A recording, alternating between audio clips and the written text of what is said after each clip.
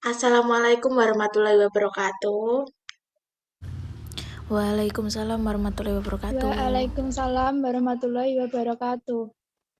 Waalaikumsalam warahmatullahi wabarakatuh. Selamat siang, salam sejahtera untuk kita semua. Salam Om Swastiastu, Namun Buddhaya, salam kebajikan. Bagaimana kabar teman-teman semua? Alhamdulillah baik, Alhamdulillah Kak. Kak baik. Semoga selalu dalam keadaan sehat, amin. Perkenalkan, saya Esti Fatimah yang akan memandu dan mengisi acara webinar pada kesempatan siang hari ini yang berjudul Kewirausahaan di Masa Pandemi. Sebelumnya, saya ucapkan terima kasih dan selamat datang kepada teman-teman saya, Mbak Anggun, Mbak Olivia, dan Mbak Ratna, dan Mbak Ada yang telah menyempatkan waktunya untuk mengikuti webinar pada siang hari ini. Pandemi COVID-19 telah mengubah banyak hal dalam sekejap. Pandemi ini merusak berbagai tatanan masyarakat yang sudah ada. Semua dipaksa untuk dapat beradaptasi dan tingkat ketidakpastian yang sangat tinggi, termasuk dalam wirausaha saat ini. Semua harus beradaptasi seperti memulai dari nol, karena keadaan yang memaksa untuk berubah di masa ini. Kewirausahaan merupakan salah satu pokok yang penting bagi kehidupan masyarakat di mana mereka mencari nafkah dengan berwirausaha dan melangsungkan hidupnya dengan usaha tersebut.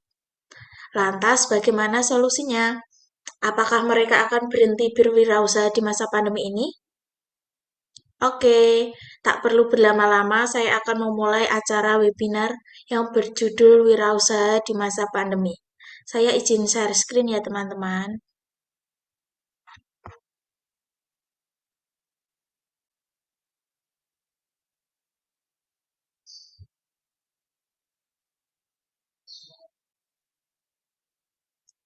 Yang pertama, ada apa dengan COVID-19? Tentu saja kita semua sudah tahu akan penyakit virus corona atau COVID-19, penyakit menular, yang dimana karena penyakit ini menyebabkan kita untuk beradaptasi dengan dunia baru dan peraturan baru, sehingga banyak orang yang takut untuk keluar rumah, khawatir akan masalah keuangan karena pergerakan atau kegiatan dibatasi, untuk memutus rantai penularan COVID tersebut. Dengan adanya pengurangan kegiatan, maka banyak karyawan yang di PHK karena akan merugikan perusahaan jika masih mempunyai karyawan banyak di masa pandemi ini. Di masa pandemi ini adalah masa yang paling sulit yang dihadapi oleh semua orang. Apa solusinya? Ya, kita perlu mematuhi aturan yang sudah berlaku. Bagaimana penghasilan kita?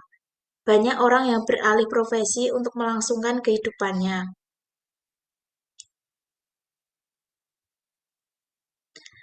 Bagaimana dengan dampak di dunia wirausaha?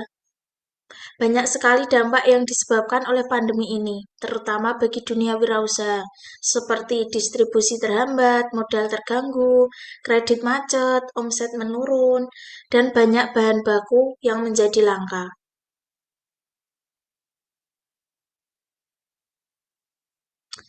Apa yang harus dilakukan untuk bertahan di masa pandemi COVID-19 ini?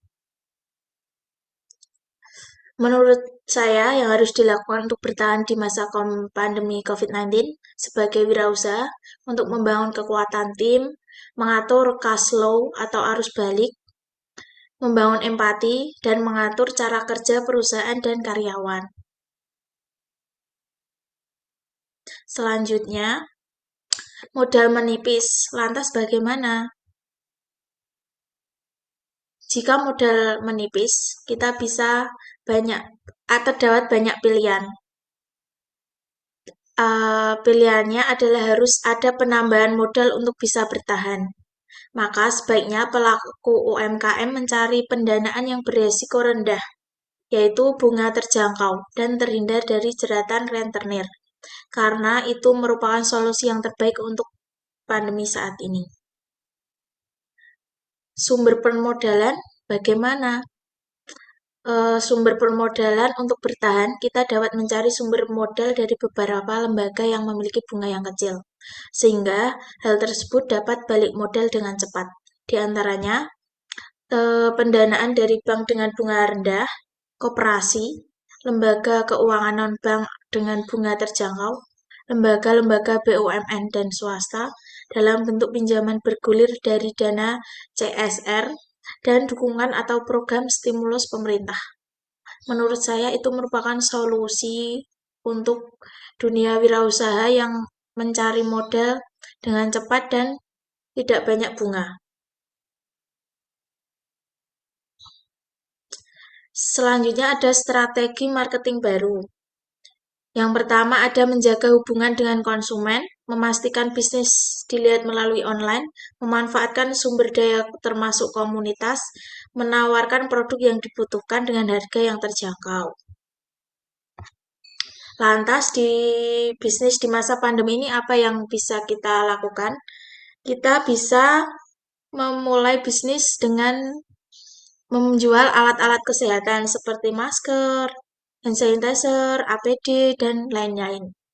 Yang kedua ada kita bisa menjual obat-obat dan produk suplemen seperti vitamin suplemen sejenisnya. Itu banyak pengaruh untuk masa pandemi ini karena banyak yang membutuhkan. Yang ketiga ada jamu herbal seperti kunyit, temulawak, jahe kencur, gitu termasuk. Dan yang terakhir ada tanaman hias. Peka momentum. Dalam situasi seperti ini, menjalankan bisnis adalah bukan sekedar menguntungkan, tetapi juga menyediakan apa yang dibutuhkan oleh konsumen atau pasar. Terima kasih.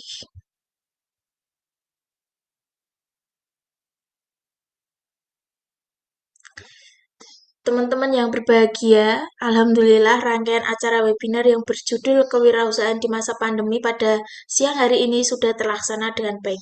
Kita sudah mendapatkan ilmu yang berharga untuk memulai usaha bisnis pada saat pandemi ini. Silakan yang ingin ditanyakan tentang materi pada siang hari ini mohon disampaikan.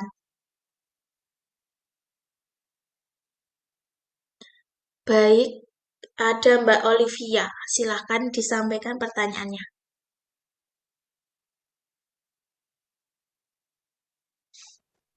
Sebelumnya, terima kasih Mbak Esti Fatimah atas kesempatan yang sudah diberikan.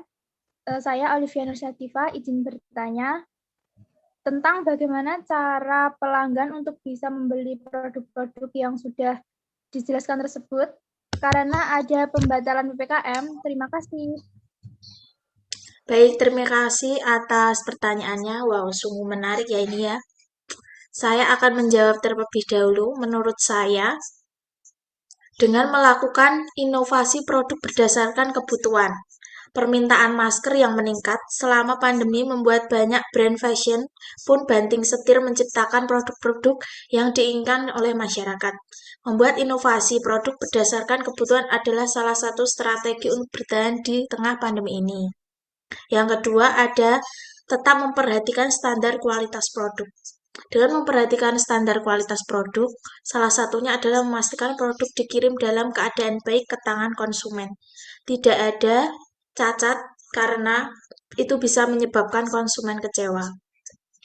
Dan yang ketiga ada memaksimalkan layanan pengiriman dengan hari yang sama. Bisnis UKM di jalur daring harus dibarengi dengan kebutuhan layanan logistik. UKM dapat memanfaatkan layanan pengiriman dalam hari yang sama agar produk bisa diterima secara cepat oleh konsumen. Berikut merupakan strategi agar konsumen tidak lama menunggu barang tersebut. Menurut saya begitu, apakah Mbak Olivia sudah mengerti? Sudah Mbak Esti, terima kasih atas jawabannya. Terima kasih Mbak Olivia. Selanjutnya ada di pertanyaan chat. Saya Anggun Rahmania A, izin bertanya bagaimana cara agar UKM tetap bisa bertahan di masa pandemi COVID ini. Baik, terima kasih atas pertanyaan Mbak Anggun. Saya akan menjawab, menurut saya, pelanggan bisa membeli produk-produk tersebut pada kondisi pandemi saat ini dengan sistem online, seperti bisa menggunakan aplikasi Shopee, Lazada, TikTok Shop, Tokopedia, dan lain sebagainya. Dengan begitu, pelanggan tidak perlu datang ke store, cukup menunggu barang di depan rumah. Dengan begitu, kita sama-sama menguntungkan pada kondisi tersebut. Menurut saya, begitu Mbak Anggun. Apakah sudah diterima dengan jelas? Baik, sama-sama Mbak Anggun. Apakah ada yang ingin ditanyakan lagi?